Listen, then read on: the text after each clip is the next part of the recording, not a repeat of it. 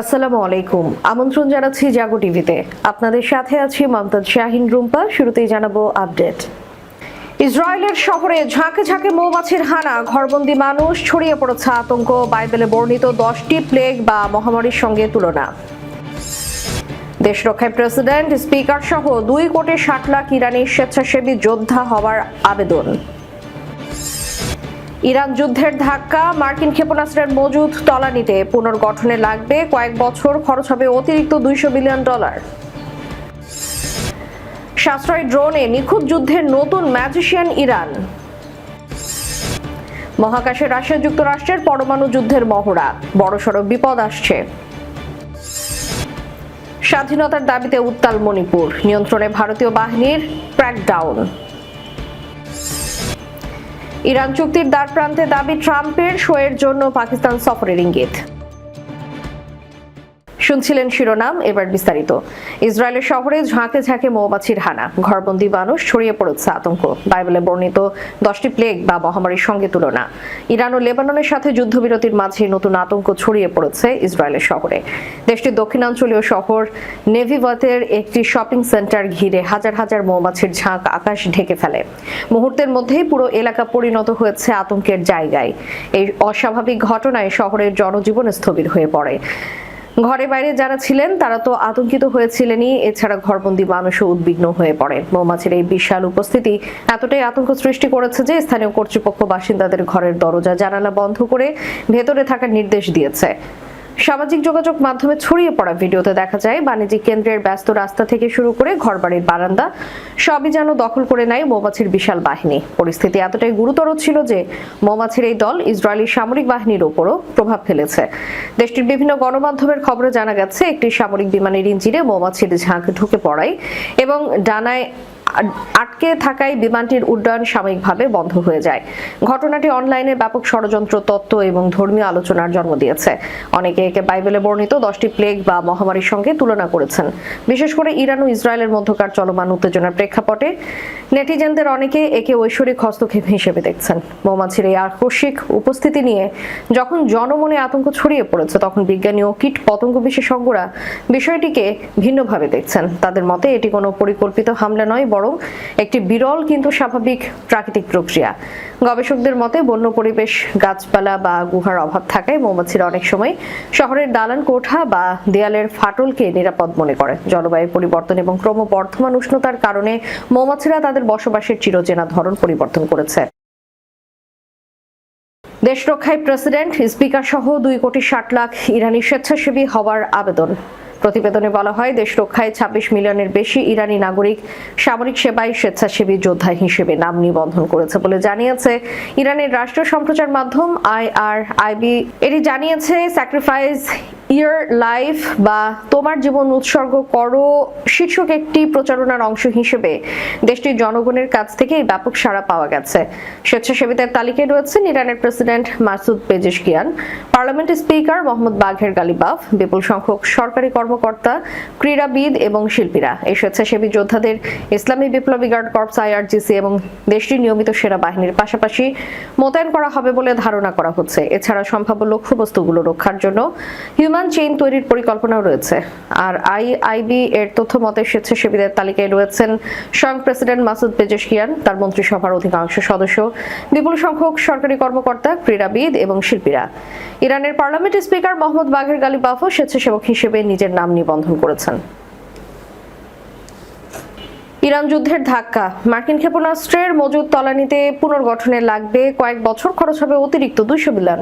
ইরানের সাথে যুদ্ধের পর মার্কিন যুক্তরাষ্ট্রের ক্ষেপণাস্ত্র প্রতিরক্ষা ব্যবস্থা পুনরায় সচল করতে কয়েক বছর সময় প্রয়োজন হবে বলে গত বুধবার জানিয়েছে পেন্টাগনের এক শীর্ষ সামরিক কর্মকর্তা। পেন্টাগনের মিসাইল ডিফেন্স এজেন্সির পরিচালক জেনারেল হিথ কলিংস একটি সংসদীয় শুনানিতে বলেন, ইন্টারসেপ্টর বা ক্ষেপণাস্ত্র প্রতিরোধক ব্যবস্থার মজুদ আগের অবস্থায় ফিরিয়ে নিতে বেশ কয়েক বছর সময় লাগবে।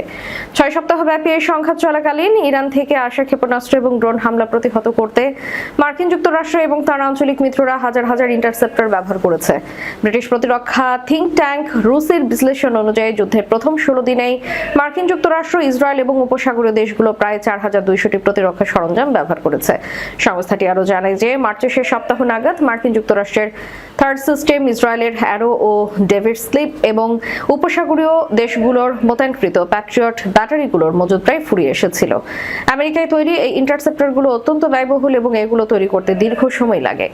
তার প্রস্তুতকারক কোম্পানি লকহিড মার্টিন বছরে 100টির কম ইন্টারসেপ্টর তৈরি করে, যার প্রতিটি খরচ প্রায় $15 মিলিয়ন।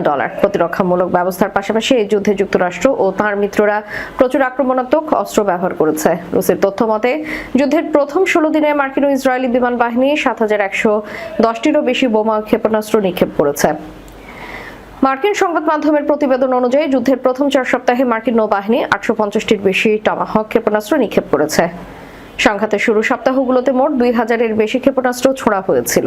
ধারণা করা হচ্ছে এই 6 সপ্তাহের যুদ্ধে মার্কিন যুক্তরাষ্ট্রের $10,000 কোটি বেশি খরচ হয়েছে। হোয়াইট হাউস এখন পর্যন্ত যুদ্ধের সঠিক ব্যয়ের হিসাব প্রকাশ না করলেও পেন্টাগন জানিয়েছে শুধুমাত্র প্রথম সপ্তাহে খরচ $11 বিলিয়ন ছাড়িয়ে গেছে। প্রতিরক্ষামন্ত্রী পিট হেগসেথ ফুরিয়ে যাওয়া গোলাবারুদ এবং যুদ্ধের অন্যান্য খরচ মেটাতে অতিরিক্ত $200 বিলিয়ন জরুরি তহবিলের আবেদন করেছেন, যা 2026 সালের পেন্টাগন বাজেটের 1/5 সমান। সাশ্রয়ী ড্রোনে নিখুঁত যুদ্ধের নতুন ম্যাজিশিয়ান ইরান। যুদ্ধক্ষেত্রে নতুন সমীকরণ তৈরি করেছে ইরানের তৈরি স্বল্প মূল্যের ড্রোন। ইউক্রেন থেকে শুরু করে মধ্যপ্রাচ্য সবখানে এখন আলোচনার কেন্দ্রবিন্দুতে রয়েছে এই প্রযুক্তি। বিশেষ করে ইরানের তৈরি শাহেদ ড্রোনগুলো এখন গরিবের ক্রুজ মিসাইল হিসেবে পরিচিতি পেয়েছে। সাম্প্রতিক বছরগুলোতে মার্কিন সামরিক ঘাঁটি থেকে শুরু করে ইসরায়েল অভিমুখে ইরানের হাজার হাজার ড্রোন নিক্ষেপের ঘটনা এটি প্রমাণ করে যে আধুনিক সমরাস্ত্রের ধারণা দ্রুত বদলে যাচ্ছে। একসময় সামরিক শক্তি বলতে বিশাল সেনাবাহিনী বা ট্যাঙ্ক বহরকে বোঝানো হতো, কিন্তু স্নায়ুযুদ্ধের পর থেকে পশ্চিমা দেশগুলো নিখুঁত নিশানার উপর জোর দিয়ে কম সংখ্যক কিন্তু অত্যন্ত শক্তিশালী সমরাস্ত্র ব্যবহারের দিকে ঝুঁকেছিল। ইরান এখন সেই ধারায় পরিবর্তন এনেছে এবং তার বিপুল সংখ্যক ড্রোন ব্যবহারের মাধ্যমে প্রতিপক্ষের আকাশ প্রতিরক্ষা ব্যবস্থাকে বিভ্রান্ত ও পর্যদস্ত করে তুলেছে। গবেষক মাইকেল এবং লরেন কানের মতে বিশ্ব এখন প্রিসাইজ মাস বা নিখুঁত গণ আক্রমণের যুগে প্রবেশ করেছে। ড্রোনের বিবর্তন এখন এতটাই বৈচিত্র্যময় যে অ্যামাজনে পাওয়া শখের ক্যামেরা ড্রোন থেকে শুরু করে আমেরিকার শক্তিশালী প্রিডেটর সিস্টেম সবই এখন একই সংজ্ঞায় পড়ে।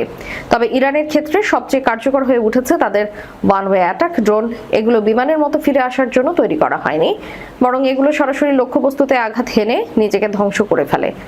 বাণিজ্যিকভাবে সহজলভ্য যন্ত্রাংশ, উন্নত জিপিএস গাইডেন্স এবং কৃত্রিম বুদ্ধিমত্তার সমন্বয়ে ইরান ও তাদের মিত্র সশস্ত্র গোষ্ঠীগুলো এখন অত্যন্ত নিখুঁতভাবে দূরপাল্লার লক্ষ্যবস্তুতে আঘাত হানতে সক্ষম হচ্ছে। বিশেষ করে ভিডিও গেমের মতো ইন্টারফেস সমৃদ্ধ এফপিডি ড্রোনগুলো মধ্যপ্রাচ্যে মার্কিন বাহিনীর জন্য বড় চ্যালেঞ্জ হয়ে দাঁড়ায়। এই প্রযুক্তি এখন কেবল শক্তিশালী রাষ্ট্রগুলোর হাতে সীমাবদ্ধ নেই, বরং এই সহজলভ্যতা যুদ্ধের ময়দানকে সাধারণের জন্য উন্মুক্ত বা ডেমোক্রাইজড করে দিয়েছে, যেখানে অল্প পুঁজিতেই বড় কোনো পরাশক্তিকে নাকাল করা সম্ভব হচ্ছে। মহাকাশে রাশিয়া যুক্তরাষ্ট্রের পরমাণু যুদ্ধের মহড়া বড়সড় বিপদ আসছে। মহাকাশে রাশিয়ার পারমাণবিক সক্ষমতা নিয়ে দীর্ঘদিনের উদ্বেগ এবার বাস্তবে রূপ নিয়েছে মার্কিন সামরিক মহড়ার মাধ্যমে।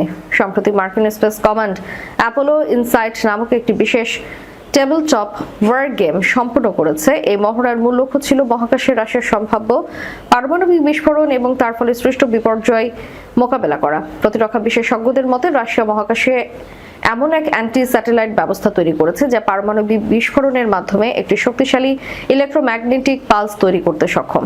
এই তরঙ্গ মহাকাশে থাকা শত শত সামরিক ও বেসামরিক স্যাটেলাইট মুহূর্তেই অকেজো করে দিতে পারে। এর ফলে পৃথিবী জুড়ে যোগাযোগ বিচ্ছিন্নতা এবং ব্ল্যাক আউট তৈরির আশঙ্কা করা হচ্ছে। এই উত্তেজনার কেন্দ্রে রয়েছে 2022 সালের ফেব্রুয়ারিতে উৎক্ষেপণ করা রাশিয়ার কসমস 2553 স্যাটেলাইট। একটি মহাকাশের এমন এক উচ্চতায় অবস্থান করছে যা সাধারণত অব্যবহৃত থাকে। মস্কো একে বৈজ্ঞানিক গবেষণা বললেও ওয়াশিংটন মনে করে এটি আসলে একটি পারমাণবিক অস্ত্রের পরীক্ষামূলক প্ল্যাটফর্ম। এই কক্ষপথের উচ্চ বিকিরণ মার্কিন গোয়েন্দাদের সন্দেহকে আরো ঘনীভূত করেছে। মার্কিন সিনেটর সশস্ত্র পরিষেবা কমিটির চেয়ারম্যান রজার উইকার এবং স্ট্র্যাটেজিক কমান্ডের প্রধান অ্যাডমিরাল রিচার্ড কোরেল সতর্ক করেছেন, বর্তমান জাতীয় প্রতিরক্ষা কৌশল মহাকাশের এই নতুন হুমকি মোকাবেলায় পর্যাপ্ত নয়। তাদের মতে রাশিয়া এবং চীন মহাকাশ ডোমেইনে যে দ্রুত গতিতে অগ্রসর হচ্ছে তার তুলনায় যুক্তরাষ্ট্রের প্রস্তুতিতে কিছুটা ধীরগতি লক্ষ্য করা গেছে। গত 23 মার্চ অনুষ্ঠিত এই মহড়ায় কেবল মার্কিন স্পেস কমান্ড নয়, বরং অস্ট্রেলিয়া, কানাডা, নিউজিল্যান্ড এবং যুক্তরাজ্যের যুক্তরাজ্যের মতো বন্ধু রাষ্ট্রের প্রতিনিধিরাও অংশ নেন। এছাড়াও মহাকাশ খাতের 62টি বাণিজ্যিক প্রতিষ্ঠান এবং সরকারি সংস্থা যেমন নাসা এবং ডিপার্টমেন্ট অফ এনার্জি এতে অংশগ্রহণ করে। বেসরকারি খাতের অংশীদারিত্ব এই মহড়াকে এক নতুন মাত্রা দিয়েছে। বিশেষজ্ঞরা বলছেন, মহাকাশে পারমাণবিক বিস্ফোরণ হলে দুই ধরনের বিপর্যয় ঘটবে। প্রথমত, বিস্ফোরণের সরাসরি দৃষ্টিসীমায় থাকা স্যাটেলাইটগুলো ধ্বংস হবে। দ্বিতীয়ত, ভ্যান অ্যালেন বেল্টে আটকে পড়া উচ্চ বিকিরণ কয়েক মাস ধরে অন্যান্য স্যাটেলাইটগুলোকে ধীরে ধীরে অকেজো করে দেবে। এতে করে লো আর্থ অরবিট দীর্ঘ সময়ের ব্যবহারের অনুপযোগী হয়ে পড়তে পারে। স্বাধীনতার দাবিতে উত্তাল মণিপুর, নিয়ন্ত্রণে ভারতীয় বাহিনীর ক্র্যাকডাউন। ভারতের পূর্বাঞ্চলীয় সেভেন সিস্টার্স এর অন্যতম রাজ্য মণিপুরের পরিস্থিতি বারবার চেষ্টার পরও শান্ত করা যাচ্ছে না। নতুন করে উত্তপ্ত হয়ে ওঠা পরিস্থিতি নিয়ন্ত্রণে আনতে ব্যর্থ হওয়ার পর শেষমেশ কেন্দ্রীয় বাহিনী মোতায়েন করেছে ভারত সরকার। মাঠে নেমে কঠোর অবস্থান নিতে দেখা গেছে নিরাপত্তা বাহিনীকে। স্থানীয়দের অভিযোগ, মানবাধিকার লঙ্ঘনের কোনো প্রমাণ যেন না থাকে সেই জন্য বেসামরিক বাড়ি ঘরে বসানো সিসি ক্যামেরা ধ্বংস করা হচ্ছে। তথ্য প্রমাণে নিষেধাজ্ঞা থাকা সত্ত্বেও সামাজিক মাধ্যমে নিরাপত্তা বাহিনীর অভিযানের বিভিন্ন ভিডিও ভাইরাল হয়েছে। গত 7 এপ্রিল বিষ্ণুপুর জেলা এর চং ব্লাউবি এলাকায় বিস্ফোরণের ঘটনায় জড়িত 3 অভিযুক্তকে গ্রেফতারের দাবিতে রাস্তায় নামে স্থানীয় বাসিন্দারা। বৃহস্পতিবার সন্ধ্যায় 7টার দিকে সিংজামে এলাকায় জড়ো হয় হাজার হাজার বিক্ষোভকারী। বিক্ষোভের আয়োজন করে all Manipur united clubs organisation, Manipur students federation, Pere Leimarol, Apun Baira, Paibi Manipur, all Manipur women's voluntary association এবং কমিউনিটি অন হিউম্যান রাইটস সহ একাধিক সংগঠন। এক পর্যায়ে নিরাপত্তা বাহিনীর সঙ্গে বিক্ষোভকারীদের সংঘর্ষ বেঁধে যায়। প্রায় 2 কিলোমিটার দীর্ঘ মিছিল ছত্রভঙ্গ করতে মুহুর্মুহু টিয়ার সেল নিক্ষেপ করা বাহিনী। নিরাপত্তা বাহিনীর দাবি নিষেধাজ্ঞা অমান্য করে বিক্ষোভকারীরা সরে যেতে অস্বীকৃতি জানানোর সংঘর্ষের সূত্রপাত হয়। সংঘর্ষে স্থানীয়দের বাড়িঘর, হাসপাতাল, রেস্টুরেন্ট, খাবারের দোকান সহ বিভিন্ন স্থাপনা ক্ষতিগ্রস্ত হয়েছে বলে অভিযোগ উঠেছে। বিষ্ণুপুরের ঘটনাকে কেন্দ্র করে 2 দিনের মধ্যে এই নিয়ে দ্বিতীয়বার নিরাপত্তা বাহিনীর সঙ্গে ভয়াবহ সংঘর্ষে জড়ায় স্থানীয় জনগণ। যুক্তরাষ্ট্র ইরানের মধ্যে শান্তি চুক্তি প্রায় চূড়ান্ত পর্যায়ে রয়েছে দাবি করে মার্কিন প্রেসিডেন্ট ট্রাম্প বলেছেন, চুক্তি সইয়ের জন্য তিনি পাকিস্তান যাওয়ার বিষয়টি বিবেচনা করতে পারেন। হোয়াইট হাউসের সাংবাদিকদের সঙ্গে আলাপকালে ট্রাম্প বলেন, তেহরান তাদের সমৃদ্ধ ইউরেনিয়ামের মজুদ হস্তান্তর করতে রাজি হয়েছে। ইসলামাবাদে পরবর্তী আলোচনার কথা ভাবছে 2 দেশ। ট্রাম্প আরও বলেন, ইরান যেন কখনোই পারমাণবিক অস্ত্র অর্জন করতে না পারে এ বিষয়ে তাদের নিশ্চিত করতে হয়েছে।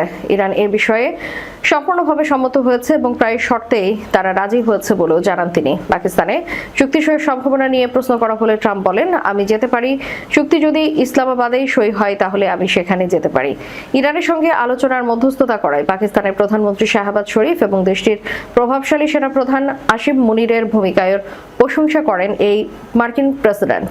গত সপ্তাহে ইসলামাবাদে ইরানি কর্মকর্তাদের সঙ্গে আলোচনায় মার্কিন প্রতিনিধি দলের নেতৃত্ব দেন যুক্তরাষ্ট্রের ভাইস প্রেসিডেন্ট জেডি ভ্যান্স। তবে ওই আলোচনা কোনো চুক্তি ছাড়াই শেষ হয়। হোয়াইট হাউস জানায়, তারা দ্বিতীয় দফার বৈঠকের বিষয়ে আলোচনা চলছে। এটা সম্ভবত পাকিস্তানে হবে। ট্রাম্প যোগ করেন, ইরান তাদের সমৃদ্ধ ইউরেনিয়ামের মজুদ হস্তান্তর করতে রাজি হয়েছে, যা চুক্তির ক্ষেত্রে প্রধান বাধা ছিল। তবে এই বিষয়ে তিনি বিস্তারিত কিছু জানায়নি। তিনি বলেন, তারা আমাদের নিউক্লিয়ার ডাস্ট ফিরিয়ে দিতে রাজি হয়েছে। সমৃদ্ধ ইউরেনিয়াম মজুদ বোঝাতে তিনি মূলত এই শব্দ ব্যবহার করেন। যুক্তরাষ্ট্রের মতে এগুলো পারমাণবিক অস্ত্র তৈরিতে ব্যবহার হতে পারে। দর্শক, শেষ করার পূর্বে সংবাদ শিরোনামগুলো জানাবো আরো একবার।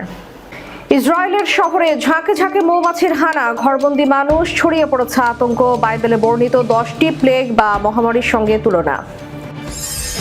দেশ রক্ষায় প্রেসিডেন্ট, স্পিকার সহ 2,60,00,000 ইরানি স্বেচ্ছাসেবী যোদ্ধা হওয়ার আবেদন। ইরান যুদ্ধের ধাক্কা, মার্কিন ক্ষেপণাস্ত্রের মজুদ তলানিতে। পুনর্গঠনে লাগবে কয়েক বছর, খরচ হবে অতিরিক্ত $200 বিলিয়ন।